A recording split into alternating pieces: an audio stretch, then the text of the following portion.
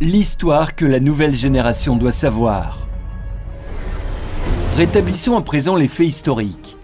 En 1979, José Eduardo dos Santos, à l'âge de 37 ans, est devenu président de la République de l'Angola. Il était déterminé à changer le cours de l'histoire politique de l'Afrique du Sud, en dissolvant le régime de l'apartheid et en aidant la Namibie à gagner son indépendance, tout en facilitant la libération de Nelson Mandela de la prison. Estamos absolutamente seguros que o internacionalismo vencerá. A Namíbia será independente. O apartheid será erradicado. Après que la FAPLA ait imposé son pouvoir absolu sur les forces de l'apartheid dans la bataille de Cuito-Cuanaval, dans la province angolaise de Cuando-Kumbango, le président de la République de l'Angola, son Excellence José Eduardo dos Santos, a mandaté 3 propositions pendant l'accord new-yorkais. 1. La signature de l'accord dans lequel les forces de l'apartheid ne vont plus envahir le territoire angolais. 2. L'indépendance de la Namibie. 3. Le démantèlement de l'apartheid en Afrique du Sud et la libération sans réserve de Nelson Mandela.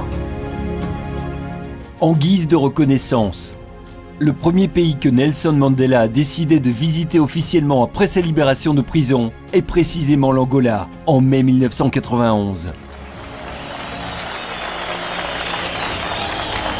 Trouxe até vós, hoje, grande filho do povo sul-africano, grande filho da África, lutador intrépido, incansável, com nervos de aço. Agora está livre, não por bondade do regime opressor ou por favor de alguém. Está livre porque a sua luta, a luta do seu povo é vitoriosa. Como é vitoriosa em toda a África Austral, a luta dos nossos povos pela paz, pela liberdade, pela justiça social et pour la démocratie. C'est exactement lors de cette visite, quand Nelson Mandela a placé la gerbe sur la tombe du docteur Antonio Agostinho Neto, qu'il a trouvé la force de libérer son peuple. Prêtons attention à ces mots.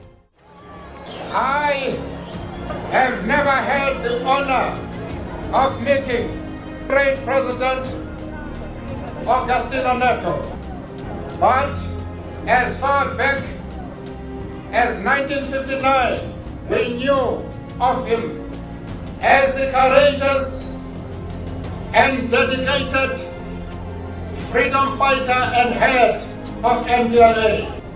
I had the opportunity of seeing the program that was prepared for my visit here, and I couldn't believe my eyes when I saw that in actual fact, Comrade President dos Santos had arranged for me to go and pay my respects to the grave of the founder of the democratic Angola.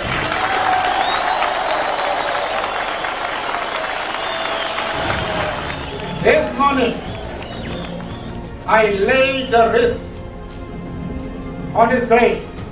Few moments in my life have touched me so much as when I saw his grave. I will go back to my country, South Africa, feeling strong and confident that the day of liberation is not very far off.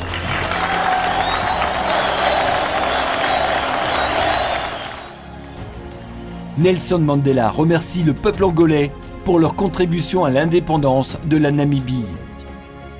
Equally important, we know the crucial role which was played by the government and people of Angola in the course of the Namibian struggle to free that country. Pendant ce moment remarquable, le président dos Santos a publiquement révélé des propositions faites par Peter Botha, le président du régime de l'apartheid de l'Afrique du Sud, que lui le président Dos Santos a catégoriquement réfuté. Et si ces propositions avaient été agréées, la libération de Nelson Mandela et l'indépendance de la Namibie ne se seraient jamais matérialisées. Fomos submetidos a uma tremenda e contínua pressão militar, política e econômica. Ao mesmo tempo, propuseram a troca da SWAPO pela UNITA e mantiveram de pé esta proposta durante vários anos. Nós não aceitamos, porque não era uma solução justa nem digna.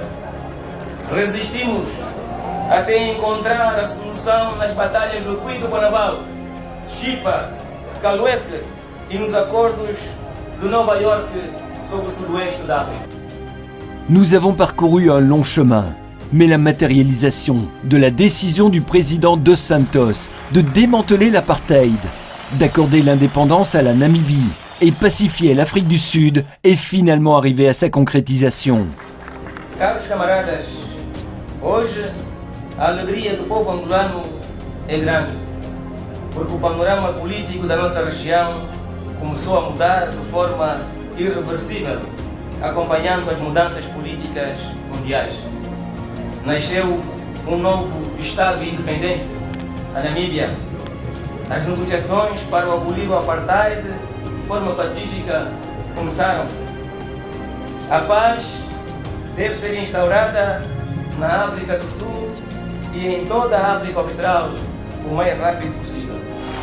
Valeu a pena resistir aos ataques armados, à chantagem política e econômica, às sabotagens de todo tipo e à subversão armada comandada contra eles pelos mestres do apartheid. Viva Mandela! Viva Nelson Mandela! Viva a amizade entre Angola e África do Sul!